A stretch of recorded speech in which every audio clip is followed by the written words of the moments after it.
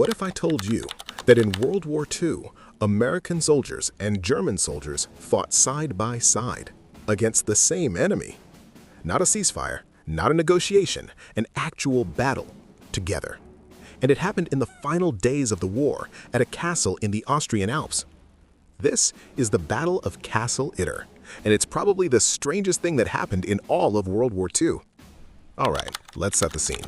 It's May 1945. The war in Europe is basically over, but nobody's told the bullets yet. Hitler is dead, Berlin has fallen, the German military is collapsing from the inside out. Units are surrendering left and right, cities are burning, and nobody really knows who's in charge of anything anymore. But here's the thing, not everyone got the memo. There were still SS units out there, hardcore fanatical soldiers who swore personal loyalty to Hitler himself, not to Germany, not to the army, to him. And even with Hitler gone, some of them were still fighting, still killing, still following orders that no longer made any sense. Meanwhile, deep in the Austrian Alps, tucked into a medieval castle called Schloss Itter, or Castle Itter, there's a group of very important French prisoners who have no idea if they're going to live or die. We'll get back to them, but first, let me introduce you to two guys whose paths are about to collide in the most unexpected way possible. First up, Major Joseph Gangl. German officer, Wehrmacht, that's the regular German army, not the SS. And by this point in the war, Gangl had been quietly working against the Nazi regime from the inside. He'd been passing intelligence to the Austrian resistance, helping civilians where he could, doing what he believed was right, even while wearing a German uniform. When Hitler died and it became clear Germany was done, Gangl made a decision. He was going to surrender, but not just throw up his hands and give up. He wanted to do something with the time he had left. Now on the other side, Captain Jack Lee Jr., American, 12th Armored Division, pushing through Austria, liberating towns, trying to mop up the last pockets of resistance before the whole thing officially ends. These two men had spent the last several years on opposite sides of the most destructive war in human history. And on May 5th, 1945, they met. Gangl walked up to Lee's position and surrendered, just him and his men, clean and simple. But then, Gangl said something that changed everything. There's a castle nearby. It's being held by the SS and there are prisoners inside, important ones. We need to go get them. Lee could have said no, could have handed Gangl over to command and moved on. He didn't. So, who exactly was locked up in Castle Itter? This wasn't your average POW camp. The SS used it as a high-security prison for what they called special prisoners, people who were too important to just shoot, but too dangerous, from the Nazi perspective, to leave free. And the guest list was kind of insane. You had Maxime Weygand, former Supreme Commander of the French military; Paul Reynaud, a former Prime Minister of France; Édouard Daladier, another former Prime Minister of France; General Gamelin, another top French general; Jean Bourratreau, a famous French tennis champion who had actually been a cabinet minister. And Charles de Gaulle's older sister, Marie-Agnès Caillot, was also there. These weren't random soldiers. These were the faces of French political and military leadership, people the Nazis had kept alive as bargaining chips or as symbols of their power over France. And now, with the Reich crumbling, nobody knew what the SS guarding the castle was going to do with them. Kill them? Use them as hostages? Try to negotiate? The prisoners themselves didn't know. The guards were getting nervous and erratic. Every day felt like it could be the last. One of the prisoners, tennis champion Jean Bourratreau, actually volunteered to try to escape the castle and run for help, which, credit to the guy, he did. More on that in a second. Inside that castle, time was running out. So here's where it gets genuinely bizarre. Captain Lee looked at the situation and basically said, "Okay, we're doing this."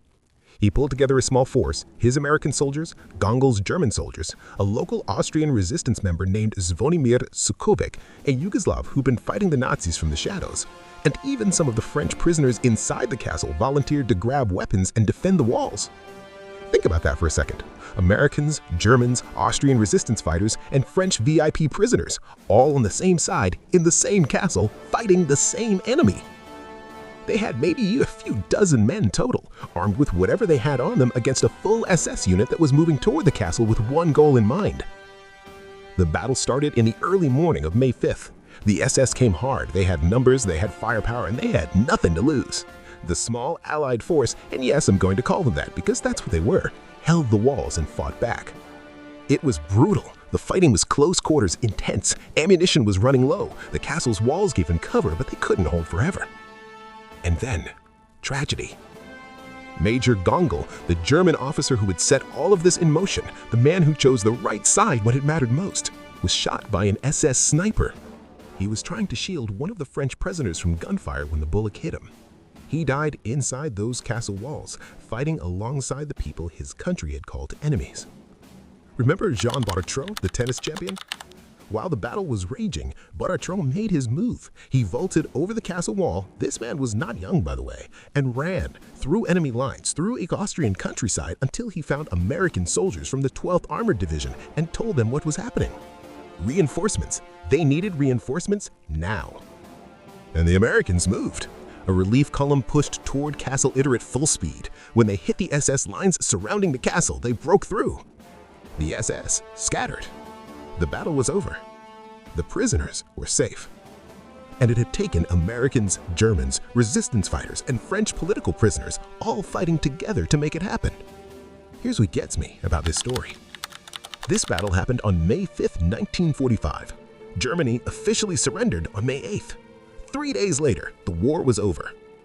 This was one of the very last battles fought in the European theater of World War II, and somehow, out of all the ways it could have ended, it ended with former enemies standing shoulder to shoulder to protect the people who had once been their prisoners.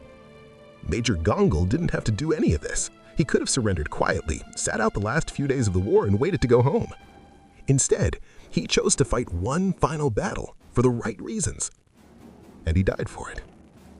Captain Lee didn't have to trust a surrendering German officer. Everything about his training and his instincts would have told him to be cautious. Instead, he made a call based on what was right in that moment. History's full of grand narratives, huge armies, massive battles, sweeping campaigns. But sometimes, history turns on a single conversation. A German officer walking up to an American captain and saying, "I know where there are people who need help. Will you come with me?" And an American captain saying, "Yes." So, what happened to everyone after? The French prisoners were freed and eventually made their way back to France, back to their lives, their families, their complicated post-war politics. Captain Lee continued his service and eventually went home to the US. Major Gongol was posthumously honored as an Austrian resistance hero. There are streets named after him in Austria.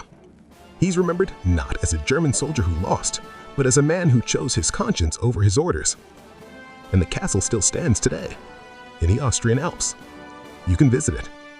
And the Battle of Castle Itter, this genuinely one-of-a-kind event where Americans and Germans fought together, remained a footnote in history for decades. It's only recently that more people have started to hear about it, which is, honestly, kind of wild, because it's one of the greatest stories to come out of the entire war. And that's the Battle of Castle Itter. Former enemies, a crumbling empire, a medieval castle in the Alps, and one of the most unlikely alliances in military history, held together for just long enough to save the right people. Now, I want to hear from you. If you were Captain Lee in that moment, would you have trusted Gongol? A German officer surrendering, asking you to follow him into a castle held by the SS with no backup, no time to verify, and no guarantee any of it was real. Would you go? Drop your answer in the comments. I read every single one. And if you want more stories like this, the weird, forgotten, the how has nobody made a movie about this yet corners of history, hit subscribe and turn on notifications, because we've got a lot more where this came from. See you in the next one.